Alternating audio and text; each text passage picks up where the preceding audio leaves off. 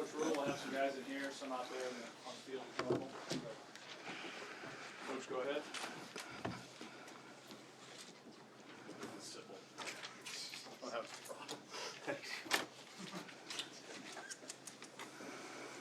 Obviously, a good win. Happy for the guys. I thought it was as well-rounded as we played from the opening kickoff, on the kickoff return, special teams, offense, defense, kicking field goals. I thought it was as well-rounded as we can be. So credit to the guys. As I told them, it's not like we're doing something different. They're doing the same things. They've just worked and worked and worked and gotten better and better and better. Especially proud of those seniors. 30 of them, all different, different journeys to get here. But especially the guys who've been here for a long time. They've been through 3 coaches, different ADs. They've as I said earlier, they've stood in the gap. It's not easy to do, in a place with expectations like this, and they've done it. So I was really happy for them to be able to grab that trophy, and they've never seen it before, and hold it and bring it in the locker room. So happy for them. Happy for last year's seniors. It was great to see, the Ethan Pipers, the Taggies, the Reimers, the guys who, we weren't able to get them there last year. I promised them last year that I'd fly them to the bowl game. So I was happy that we can guarantee a couple more weeks, and we can bring those guys from last year hopefully to the bowl game this year. So You wanted the players to do this. You said that they're going to be the guys to do it. Your offense certainly did that today. What accounts for how well your offense played from the very first drive until the final touchdown? Well, Sam, it's I just can't have a good moment, right? You know me, I have to always be whatever. But even at halftime, I was like, we turned the ball over on the 20-yard line, so they gave our offense did. We missnapped it on third down for again. We had a penalty after a touchdown that led to a good kickoff return. So we dropped a couple touchdowns. So there was still a ton of plays that were left out there. I just think Dylan was really on, and we ran the football really well. Ja'Cory worked the middle of the field. But, I thought Emmett was, first 100-yard rusher of the season. But, also catching the ball in the backfield. The tight ends showed up. The ball went to where it was supposed to be. We were able to protect the quarterback. So I just think, they went out and they executed. And when we executed, we scored. When we didn't execute, we struggled to score.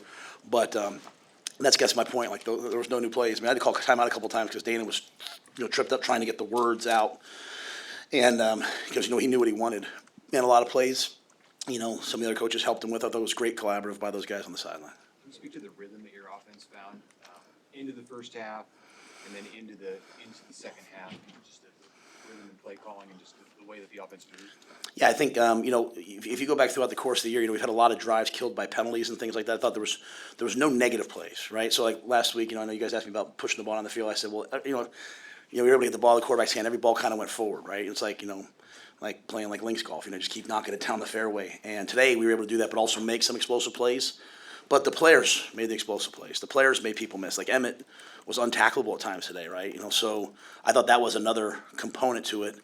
And then we were probably, more aggressive in the fourth quarter. As I've talked about, me looking at it and saying, hey, how do you kind of challenge and change the way that we're going to play to be a little bit more explosive? And we threw the ball more in the fourth quarter than I normally would. And Dylan made those plays. He made great decisions. He put the ball where they needed to be. And even I don't know how many we scored, but 44. We probably could have scored 55. With a couple balls hit our hands and we had to kick field goals. So credit to those guys for coming out and making the plays. What does it mean just to advance the program forward at this point, to finally get over this hurdle that's blocked the program since 2016? Well, I think there's obviously a psychological component to it, but there's also a physical component to it. And as I said when I was talking to the production, you think the last 7 years Wisconsin's been in a bowl game. That's roughly 15 practices a year. That's 105 practices that their players have had of development that we haven't had. And so, this is a great way to send off the seniors. It's also an opportunity for us to continue to develop our players. And then kind of the cloud that kind of hangs over everything, it's gone. This will be the last time we ever celebrate 6 wins. But as I've told our players, it's always the hardest to do it, because it's always hard to be the first to do it, right? Everyone's always, your own self. You're questioning, is this right? Is that right? Once you do it, it's like, okay, this works. I trust it now. And so I can't thank, Ty and Giff and Nash and all those guys enough. Bryce, they've trusted it. And, whether it was Buschini putting the ball out of the 2, it just comes down to players making plays. And so I hope as we come in tomorrow, our players have a much better picture of what's possible when you do things at the level they're capable of. And, we got into a bowl game. We have another opportunity on Friday to go play another game and a rivalry game, and it should mean a lot to us. What kept your confidence during this tough stretch here, the 4-game losses, and then keeping this team together? You make some personnel changes, but what made you believe in this team so much? Well, it's like, it's the third time I've done this, and I'm in the same exact spot that I've been every time, right? So it's just kind of like, the hard thing now is, you see other people that are doing it faster in different ways, and so I guess that makes sense. Like, why people say, well, why didn't we do this? Why did we do that? But, I was just trusting in what I saw, and like I said, at USC, me and Troy were talking this week. I said, they get a defensive pass interference missed call on the one and one on the goal line. If we score one of those 2 touchdowns, does everyone now believe that what we're doing is right? So, but again, as I said to you guys, I wasn't going to worry about the refs. I was just going to worry about trying to play better. And I think the guys are just getting better. We have a freshman quarterback out there. Like, he's going to get better every week, right? Like, we have young players. We have guys who have. So I just think seeing the guys, seeing the way they work every day, knowing that they're here.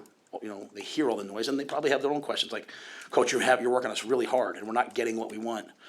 But no one's ever accomplished anything in life by quitting halfway through. And one of the quotes, and I think it was James Clear who said this, whether something's a success or failure usually depends on when you measure it. So if you measured it last week, you would say, boy, they're failing. Today, you might say, boy, they're being successful. And so I just prefer to take the long approach. There's unbelievable leadership here, whether it's, President Gold, whether it's Troy Dannon, whether it's Governor Pillen, whether it's all the people that support the program. All the people have just kept saying to me, like, hey, we trust you, just keep doing it. And I keep saying that to the players. And I think you saw a team today that, a lot of questions you guys asked me this week was, hey, where's their head at? Like, I thought you saw a team today that obviously believes in what we're doing. What was your immediate emotion? You know when you're going to win. There's probably about 3 minutes left. You're up 19. What is the emotions that flood over you, and what did you see from your team? I was. It was important to me that those, because Wish came over to me and said, hey, those guys need to go grab that trophy, and I had forgot that there was a trophy, and not because we haven't had it. It's just not the way my brain really works that way. But I was like, I just can't tell you like how much Ty Robinson means to me. I just can't express it. I can't express how much.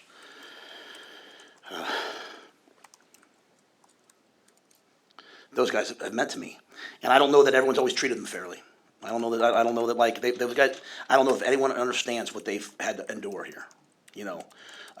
It's just hard to be a player and have different coaches. It's just so hard, right? And I've just seen the look on their face coming off the field after UCLA. I've seen the look on their face coming off the field, and just me like being like, what else can I do for them? So honestly, Sam, today my speech to them in the locker room was, I would give anything to do this for you, but I can't. You have to go do it, And so my emotion was that I wanted them to have that moment, and then then I was just trying to get off the field. They wanted to interview me with the Big Ten, and they took a long time, and I got a little bit choked up there too, because I just they've worked so hard, and I wanted them to have this. I know how much you stress the middle 8 portion of the game, even that 13-0. Just, how much of a lift did that give you guys going in the locker room with how that half finished and everything? Yeah, no doubt. I thought we did a nice job at the end of the half of scoring a touchdown, right, and then getting the field goal, and then calling the out of bounds play, and then John. Credit to John. Just think about what he's done to improve this year. I mean, from like, man, there were days. I don't want to say this so embarrassing. There was a day or two when we kicked field goals in practice where he didn't make one. And I told you, as I sat there that day talking to him while he was in the hot tub, and I was like, hey, you'll get through this at some point, I promise you. And just to see him, just the faith we had in him. But that was really important coming out of the half. We could have had a touchdown there too coming out of the half. I think the biggest thing, and I think credit to Coach Holgerson, what he's brought to the offense. Maybe it's play calling. I think the biggest thing he's brought is a little bit of swagger to them of, like, we threw the touchdown to Nayor, but he was out of bounds, right? And so.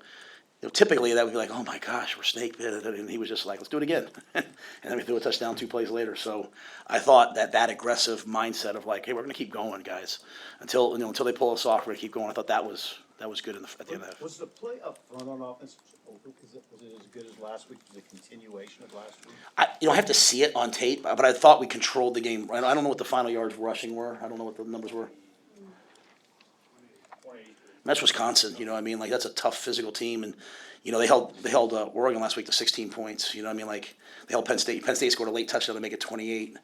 No one the whole year. I don't think it was maybe Alabama scored this many points on them. So I would assume that we ran the ball well. I thought we were able to drop back and throw the ball on first and second down without any heat coming at us. And, guys executed like the play to Emmett down the sideline. I don't know if you guys remember that. That's just, that's the hot, and that's just Dylan doing his job and Emmett getting his head around. So, it looked to me, but I'll have to watch the tape. It looked to me like we really ran the ball well. And the drive before the half, we were in kind of a 2-minute mode, but we were in 12 personnel. We were in 2 tight ends, and that allowed us to kind of have a run-pass mix. And I just think that's I don't think that was planned. I think just kind of Dana was feeling it, and the guys were moving the ball. So I would think so, but I'd have to watch the tape. Is there any part of this that's a feeling of relief? Yes, 100%, 100%. And again, it's relief in that I've got the benefit of doing this twice before, and staying like I think I said to you guys like when I made the change with Dana, like I look at the weight room, I look at the training room, I look at sports science, I look at sports psychology, I look at the player development, I look at the recruiting, I look at all the things we're doing and believe it's all right and it's all going to pay off in a big way. It's just I look at the players and they're coming in every day, and then it's a close loss, and then it's a close loss. Will this work? Will this work? Will this work? And I would have liked to have gotten our 6th win a long time ago, but there's something really important to us about playing Wisconsin. To be quite honest with you, Julie and I sat there 2 years ago and we watched the Wisconsin game, and it looked like it wasn't going to work out where I was going to come be the head coach, just couldn't make things work. I remember watching that game and watching Wisconsin it was a close game, and then Wisconsin just kind of beat us up on the line of scrimmage and pull away at the end of that game, and then soon thereafter, Trev and I were able to work some things out before the Iowa game. So to come, full tilt 2 years later, to be able to run the football in the game, to be able to stop the run, yeah, I'm proud of them, but it does feel like relief, and it feels like relief because I want those older players to leave here. Like Giff kept saying, as he was walking out halftime, I want to change the program forever. And just obviously we're not where we were in the 90s. We're not there. I'm saying just in terms of we're not snake bit. There is no curse. You got to just go play good football. And if you play good football, good things will happen. So we'll have to do that again Friday versus a great team. Sounds like Corey Barney put together a career high in receptions and yards as well. How special has it been to see him grow throughout the season? Yeah, Jacory's one of the most competitive guys I've ever been around. He's one of the hardest working guys, and what I like about him is, he doesn't really we're not out there trying to scheme guys up to get open. Coach is calling plays, and Jacory runs a route as hard if he's the first progression as if he's the 4th progression.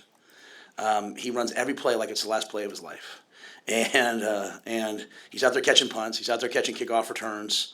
And I thought the game started off at a really, really good note with the way he started off with that kickoff return. And so you think about our special teams and where we were at Purdue to where we are now, where we're kicking the ball, we're punting the ball down to the 5-yard line, we're turning kicks out past the 50. I wish it would have happened earlier, but guys like Jacory, when they want to play special teams, I think it lights everybody else up. Hey, I can do this. And we had a bunch of starters out there playing on the special teams today. All good. Last question. Is this the Emmett Johnson you guys thought you were going to see this season? I don't want to say I don't say that make sure I couch it the right way. I just think Emmett's like all of our guys on offense. There's probably as you go through the season, you're not scoring enough points. You start to lose maybe a little the confidence, maybe in what we're doing, maybe not even in yourself. But Emmett to me was a game breaker today. He was a difference maker. I wish Ramir could have been out there. Obviously Ramir Johnson. If you guys knew the things he's overcome this year to be out there, I mean, it's just. Amazing person, but it was Emmett, and I thought he played really, really hard. And then Dante, some big crucial runs on 3rd down, and the ones even to score the touchdown. I thought the backs hit it and played hard, but I think we have a lot of Carter Nelson. Carter Nelson's out there playing, then he makes a tackle on kickoff. There's a lot of guys. There's a lot of guys if they just stop at the end of the year and catch their breath and look up, they've really gotten better over the course of this year. And now we have a couple extra weeks of bowl practice to try to get them even to another level. Matt, what did you do to celebrate? What will I do to What celebrate? did you do to celebrate? Yeah, I'm not talking about that, guys. Don't ask me. I won't ask you.